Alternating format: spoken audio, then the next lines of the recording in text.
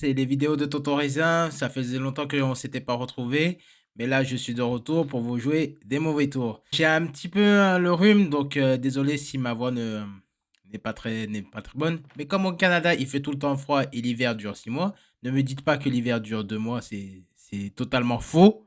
Hein, ça dure 6 mois. Et on va vous parler de Spider-Man. On va vous parler. Pourquoi je dis on? Je vais vous parler de Spider-Man Far From Home. Générique.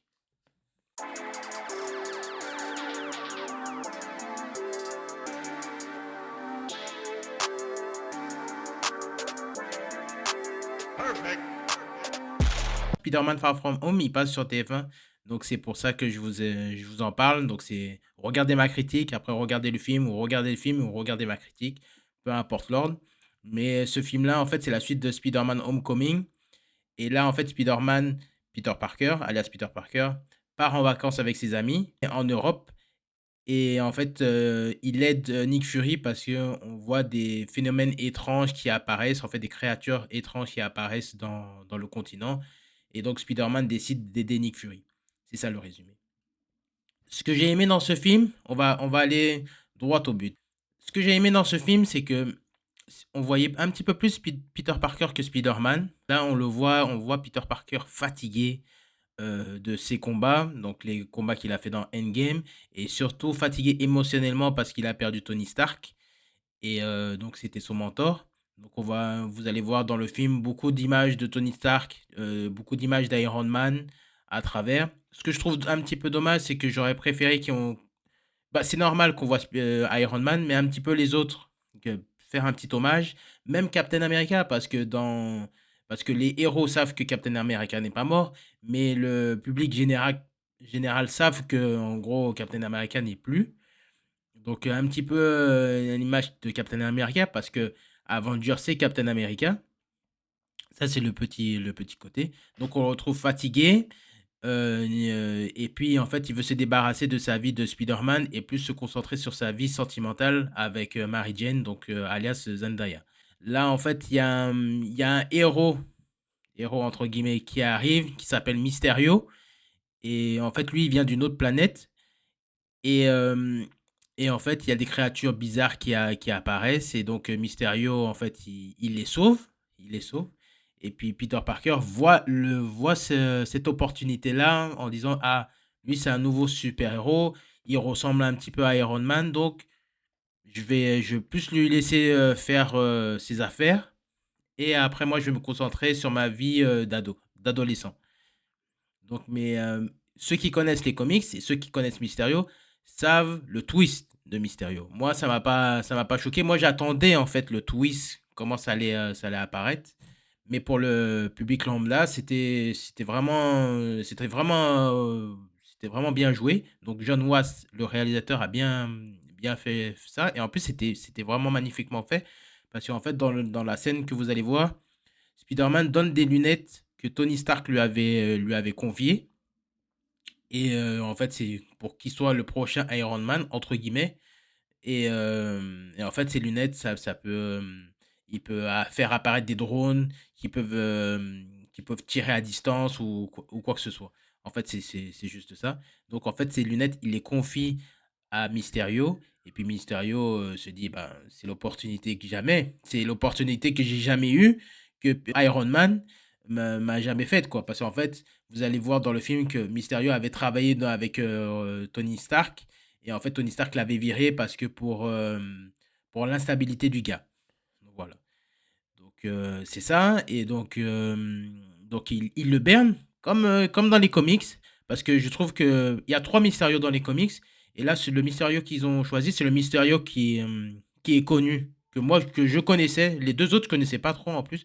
Mais lui, je connais. Donc, c'est quelqu'un qui a pas de super pouvoir, qui est adepte des effets spéciaux et qui est une sorte de magicien, presque, qui est le maître de l'illusionnisme plutôt.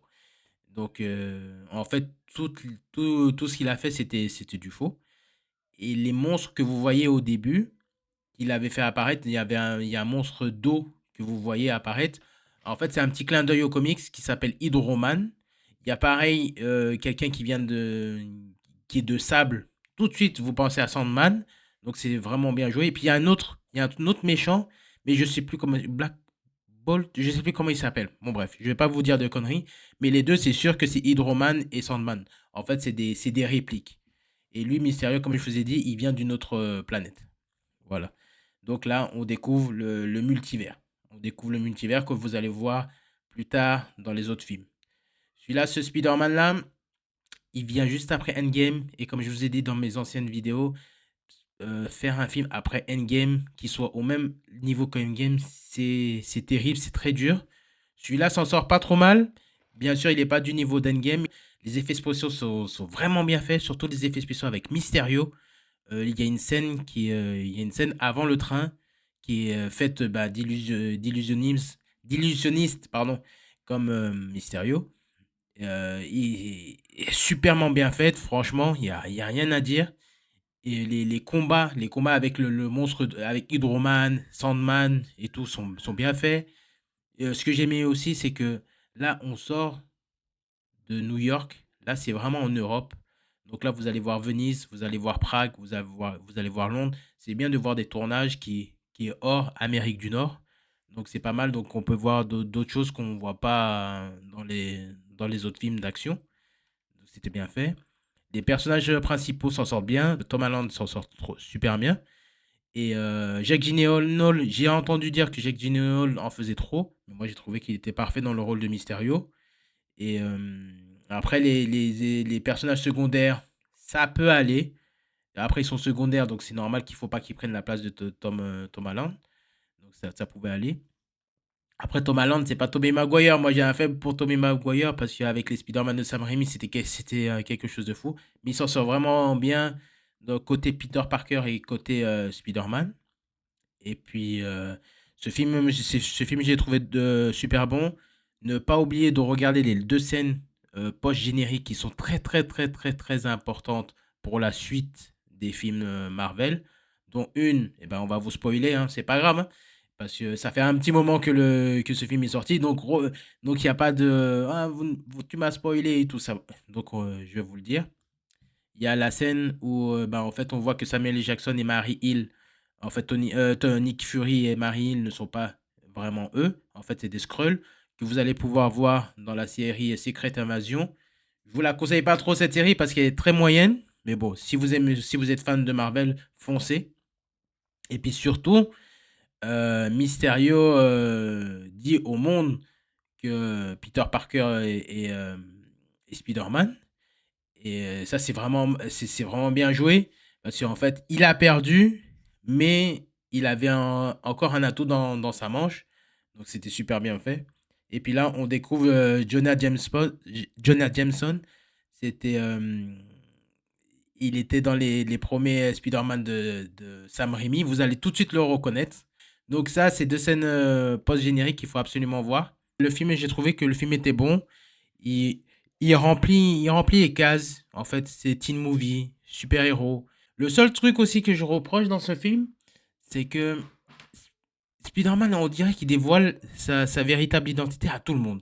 On dirait qu'il est comme Flash. Flash, c'est exactement la même chose. Si vous avez vu Flash dans la série Flash, c'est exactement la même chose. Tout le monde connaissait que Barry Allen était Flash. Là, c'est pareil pour Spider-Man, que tout le monde sait que c'est Peter Parker.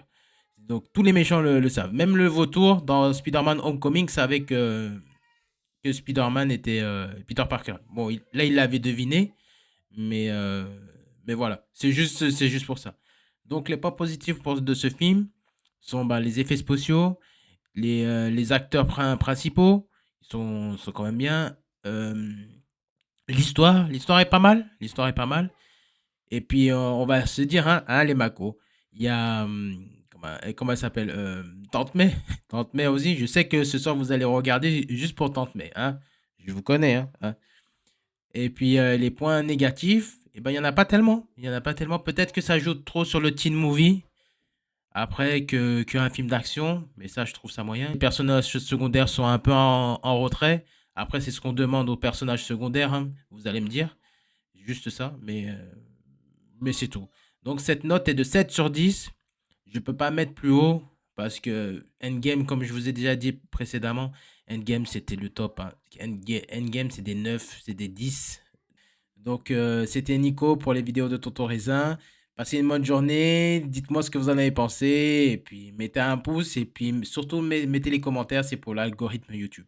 Allez, bye bye.